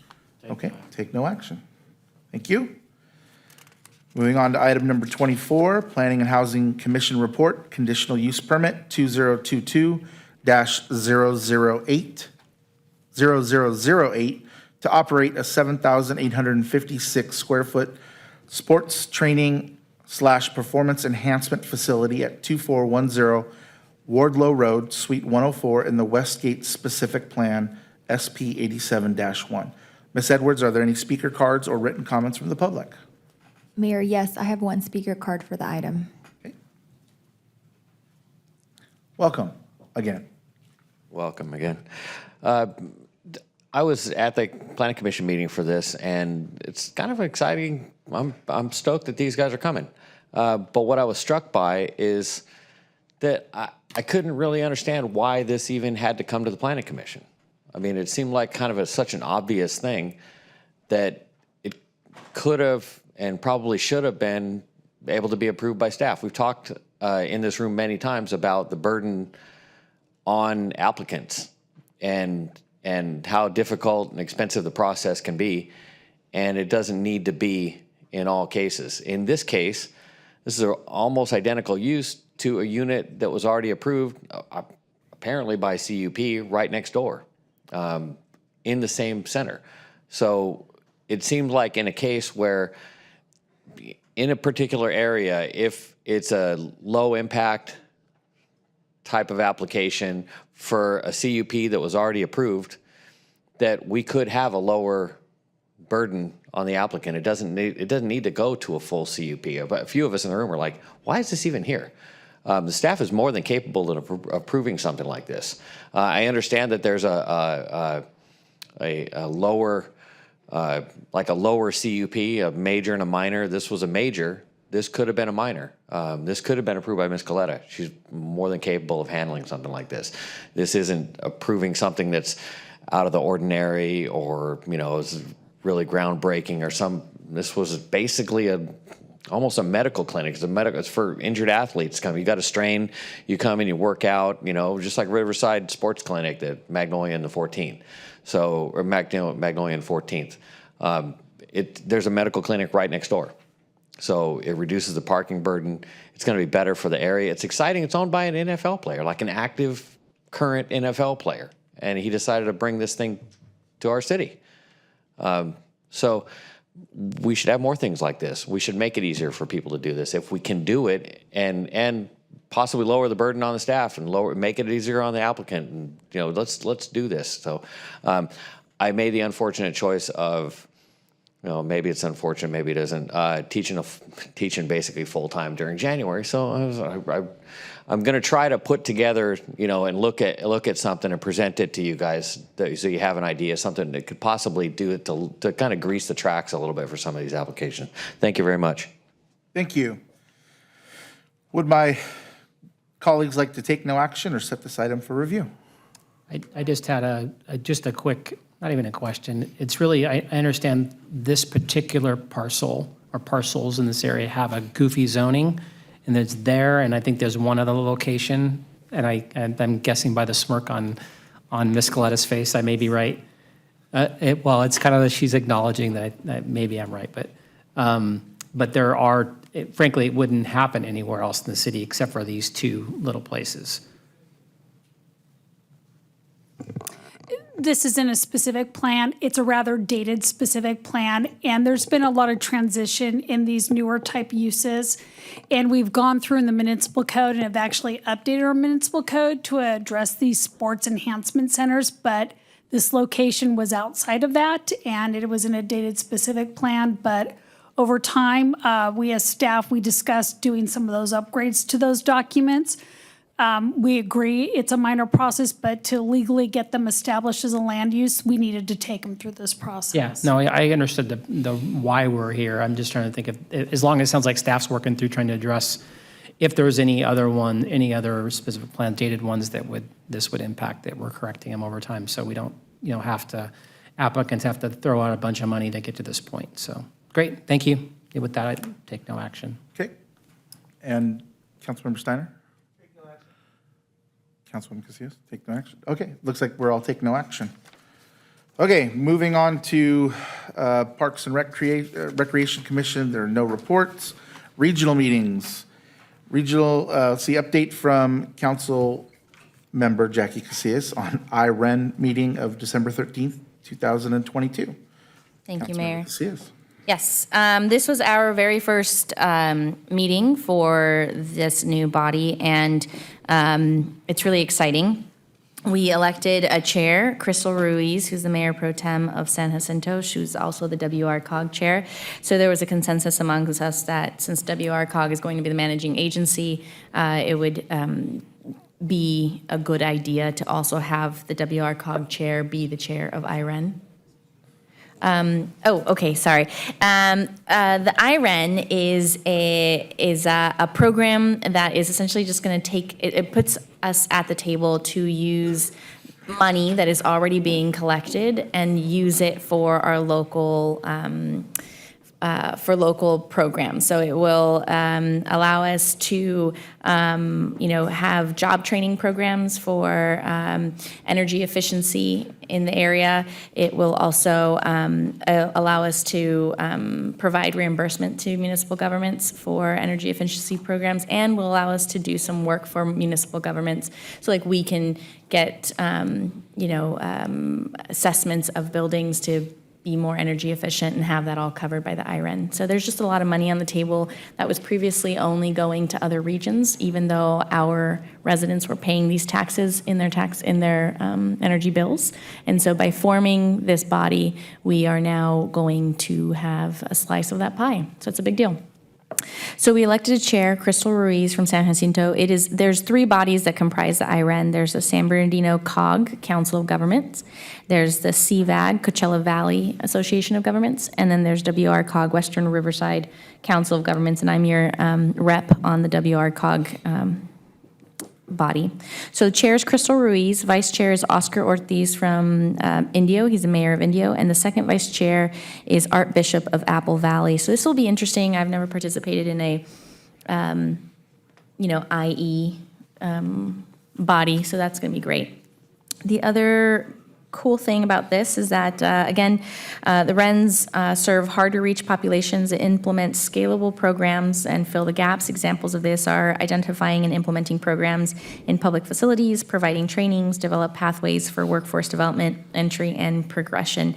And again, this allows us to take a slice of the pie, and we're talking millions of dollars here, that we otherwise would just not have access to because we've created this IREN. So that's it. More to come. Just happy to be a part of it. Thank you very much for the update. Next, we have an update from Councilmember Steiner on the Riverside Transit Agency RTA Board meeting of December 15th. Thank you, Mayor. Yeah, we made some elections too. Our new chair for 2023 at RTA is going to be Linda Molina. She is the Calamasa City Councilwoman. We have Jeremy Smith, who is a council member for Canyon Lake, will be our first vice chair, and Riverside City Council member Steve Hemingway as our second vice chair. RTA's new microtransit service called Go Micro hit the streets on December 19th in the Hemet-San Jacinto area on minibuses that will operate every day, serving nearly 300 stops. The shared service allows customers to easily book their trips on a mobile device by using the Go Micro app, calling the reservation line, or going online. Trips can be booked the same day or up to a week in advance. More details about Go Micro are available at riversidetransit.com/GoMicro. In an effort to help RTA customers get the attention of approaching buses in the dark, RTA is installing approximately 80 spin-to-be-seen devices at several bus stops in rural areas. These spin-to-be-seen devices are attached to bus stop poles and feature bright vinyl that reflects when the headlight approaches of oncoming buses. And a simple spin of the wheel and the drivers will know that the customers are waiting to board. And then on January 8th, RTA will adjust schedules and make changes to more than 30 routes. RTA will also introduce Route 56, which will connect the Hunter Park UCR Metrolink station with UC Riverside. New Route 44, which will circulate between Mount San Jacinto College, and between San Jacinto and the Hemet Valley Mall in the Hemet San Jacinto area. And finally, RTA is starting off the new year with a special discount for customers who download our new Go Mobile app. With the Go Mobile app, customers can pay fares, sign up for service alerts, view maps, schedule and check the arrival time of their next bus, and customers can get a January 2023 monthly pass for just $5. That completes my report. Thank you, Councilmember Steiner. Next, we have a regional update from Vice Mayor Richens on the Riverside County Habitat Conservation Agency, RCHCA, meeting of December 15th, 2022. Thank you, Mayor. The RCHCA meeting was riveting. They're still hung up on the kangaroo rat, and they're never going to let that thing go. It's a major source of funding, so they're going to play with that for the next 20, 30 years. And That was about it. So it was a great meeting, and I'll leave the report at that. Thank you very much. Next, we have a regional meeting report update from myself on the Riverside County Mayor's meeting of December 21st, 2022. It was a kind of a short meeting. It was a bunch of people that are now mayors trying to figure out what they're going to do and how they're going to take that position. There was one report that we had, and it was from a company called ShotSpotter, which uses technology to locate gunfire. And it was brought to us from the mayor of Paris, who the city of Paris has been using it and has had great luck, using it as a tool in their city to help identify where gunshots are coming from. After listening to the presentation, I forwarded that information to the city manager to review and speak with the police department to see if that's something that they want to investigate further. We have another meeting set for later this month, and that was all that we had talked about at that meeting. Ms. Edwards, are there any speaker cards from the public for any of the regional updates? Mayor, we do not have speaker cards. Mr. Mayor, I made a mistake and I didn't get my items into the clerk prior to when I was supposed to. I was a little busy. Would you mind if I covered two things really quick, or I can wait till the next meeting? Your choice. When you say really quick, what do you mean by really quick? Listen, that is a subjective term that you can take on as the mayor of this fine body. Can we put 3 minutes on the clock for council members? I have two items. Go ahead. Okay. So the first one is on the 9th, there was a SCE Government Advisory Program meeting. They were giving an update on their wildfire protection. They plan on spending $5 billion. That's with a B. So if you're working with Edison, you should go get that money. Infrastructure reliability, wildfire protection, transmission lines, new substation, and then a long-term energy policy, which is basically energy storage and incentivizing purchasing electric vehicles and renewables. They also have an application into the CPUC for $677 million to aid low-income and other homes into electrification, meaning getting rid of gas, which I'm not totally in favor of. And then they gave an update, like I said, on their wildfire protections. They've covered conductors. 4,000 miles of conductors have been covered, and 13,000 fuses, and they've installed almost 1,600 new weather stations to make sure they keep track of all that sort of thing. In addition to funding $18 million worth of fire suppression for local agencies. That's it for that. See you in 3 minutes. All right. At least. Okay, second one? Can I go for number two? Same 3 minutes. Let's go. Okay, all right, good. RCTC, we had a meeting on the 14th. Our new board chair is Bob McGee from the city of Lake Elsinore. Lloyd White from Beaumont will be the first vice, and then Karen Spiegel will be our second vice president. I was appointed to the executive board to be one of two representatives for large cities over 100,000, and I was very, very pleased to be selected by my colleagues. I'm also continuing on their Western Programs Committee and the 15 Ad Hoc Committee. We did, reviewed audits, like something hundreds of pages, 20 transit agencies, the FTA, the state government, the federal government. We awarded 4 on-call contracts for environmental services, and we approved our new legislative agenda. All right. There you go. Fantastic. Thank you very much. And Ms. Edwards, you said there were no speaker cards, is that correct? Correct, there are no speaker cards. Okay. Moving on to city attorney's reports and comments. I know Mr. Derleth is hopefully still awake listening to us on Zoom. So does the city attorney have any comments? I am, and I have no comments. Thank you. Thank you. City manager reports and comments. Mr. Ellis, do you have any comments? Thank you, Mayor. Just one thing to note on our future agenda items 1 and 2. They're listed as taking place next week. Those are going to be bumped to February, not because of any changes that we made tonight, but because HCL didn't receive their sales tax data, so they're not ready to present anyway. So we'll pick that back up in February. So if anyone was planning their next week around that, Councilmember Speak, that's going to get bumped to February. So thank you. No further comments. Thank you very much. Okay, city council member report. the 2023 city council meetings. The 2023 city council meeting schedule was attached to the agenda item. And now we're going to move to the appointments of regional boards and commissions. I'm told that we have two of the commissioners that are in the audience today. Thank you so much. One was for Councilmember Casillas and one was for Vice Mayor Richens. Councilmember Casillas, why don't you go ahead with your appointment first? And then we will enact the other ones in one motion. Sorry, Mayor, just a quick second. Item number 30 is your appointment to the regional boards. Oh, terribly sorry. My appointments to the regional boards actually aren't going to change. If the boards and commissions that everyone was on stays the same. Please don't make me go through all those acronyms. No, thank you. Thank you.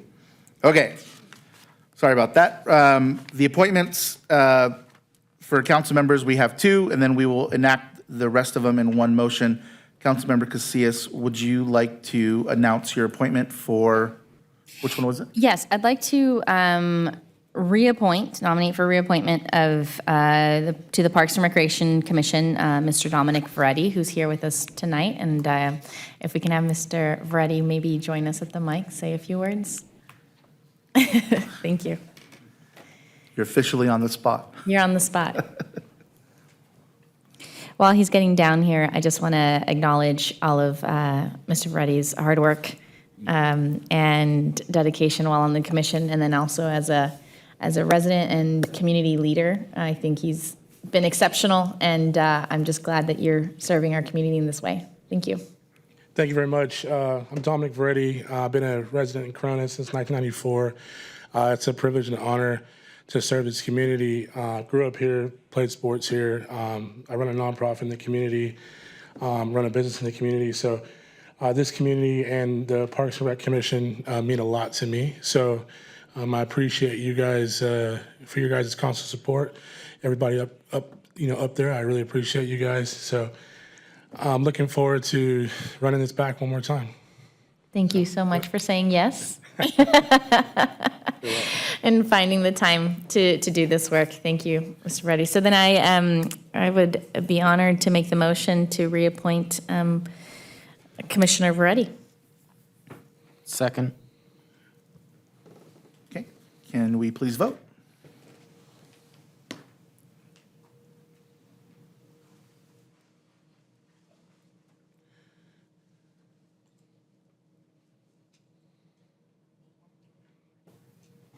Mayor, let's do voice votes. I apologize for that. The suspense. Council members speak. I know, one by one. How do we feel about this? Yes. Councilmember Steiner. Love you, brother. Councilmember Casillas. Absolutely. Vice Mayor Richens. Certainly. Mayor Daddario. Yes. And that item passes 5-0. Thank you, Commissioner.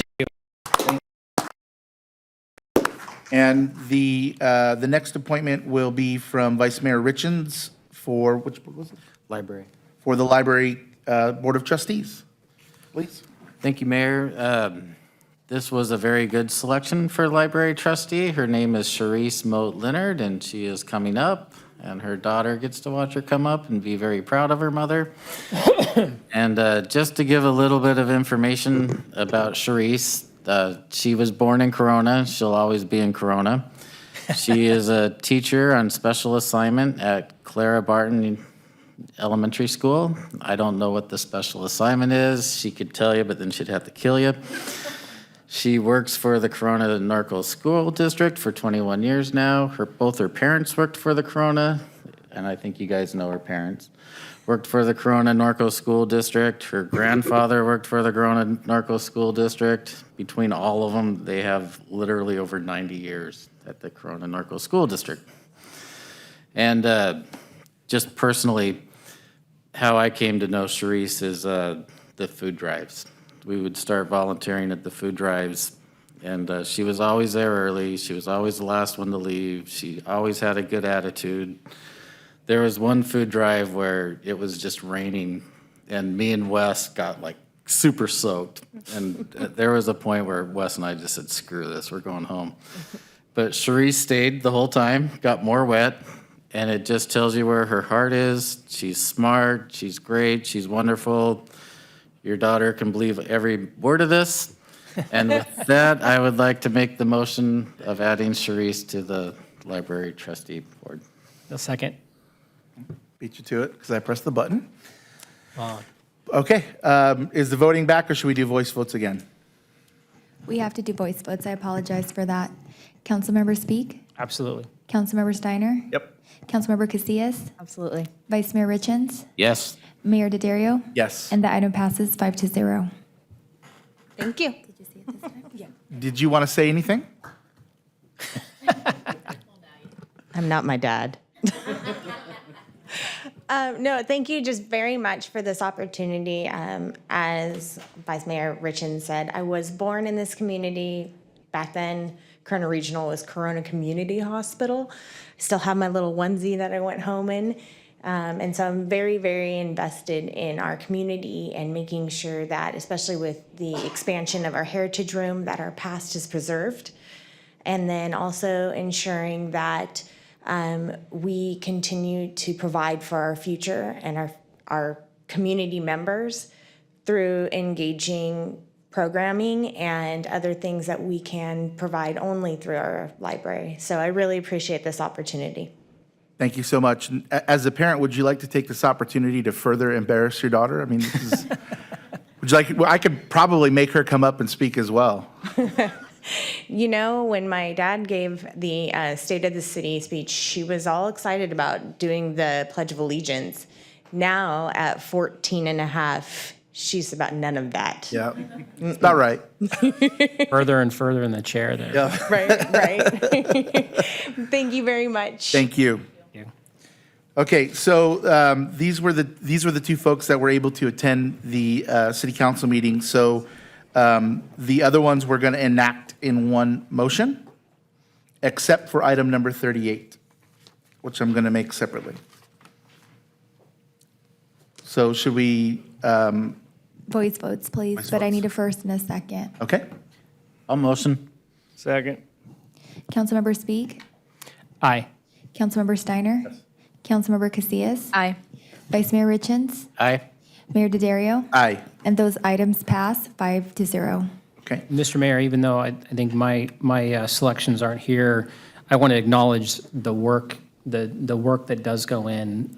Craig Sickelin and Michelle Wentworth are two examples of residents that really do step up and do a great job. And I really want to make sure I acknowledge the true work that goes into both of those positions, and especially those two folks that dedicate so much time, and not just coming to meetings and sitting up here and saying yes and no, but to go out into the community, to spend time to make this community better. And I want to thank both of them, and again, thank both of them for agreeing to do this for another 4 years.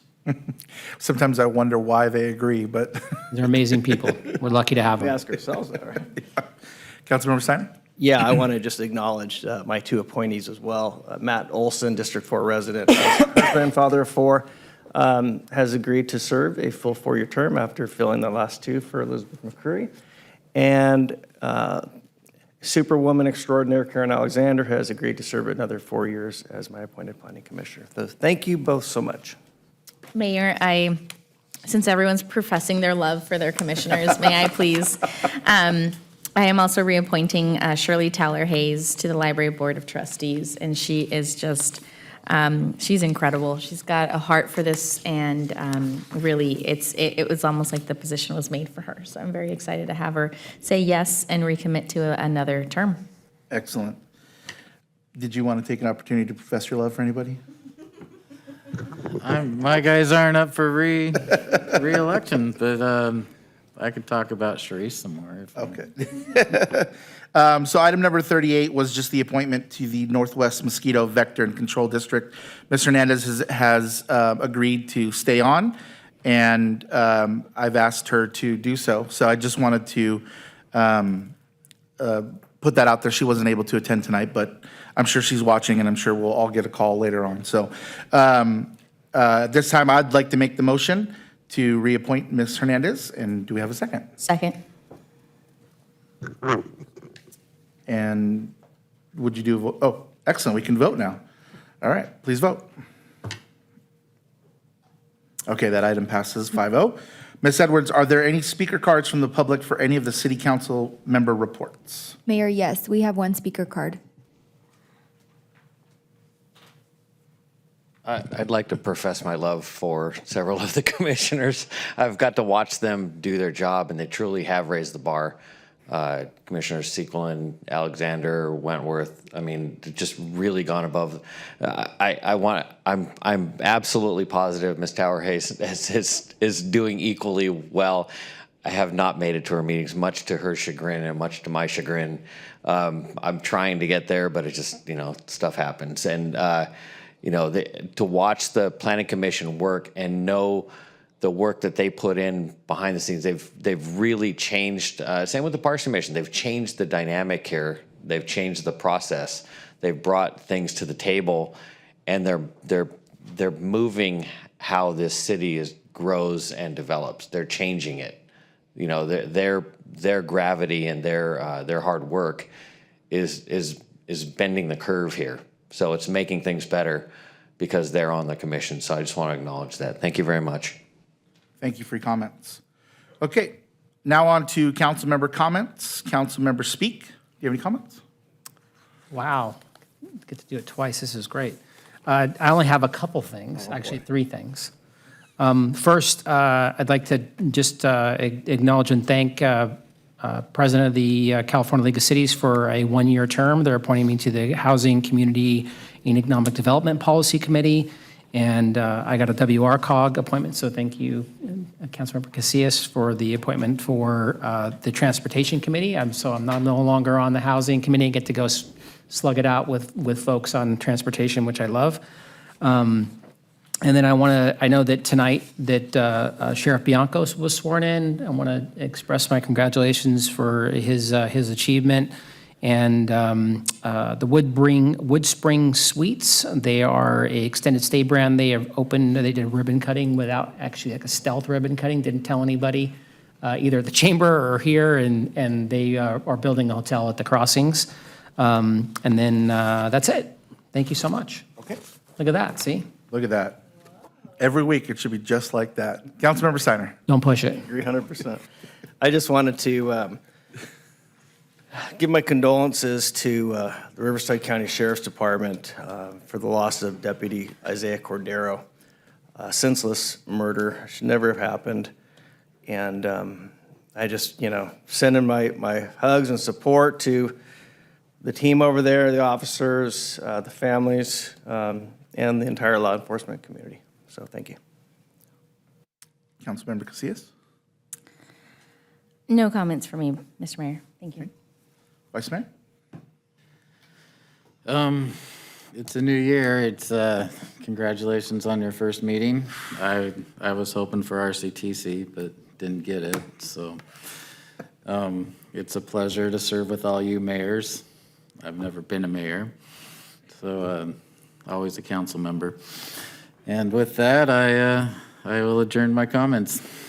Thank you. I just had one comment to make. Today, kind of last minute notice, but I was on a call with that was hosted by Cal OES and the League of Cities.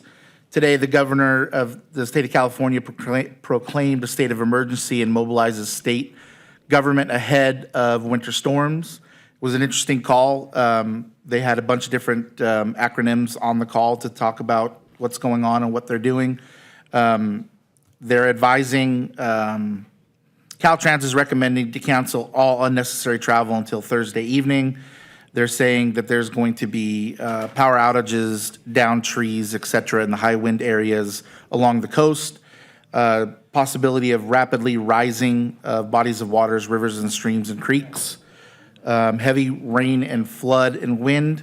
The only good news that came out of the call was that due to the rain and the capturing of the rain, it seems that it is helping us in our drought situation.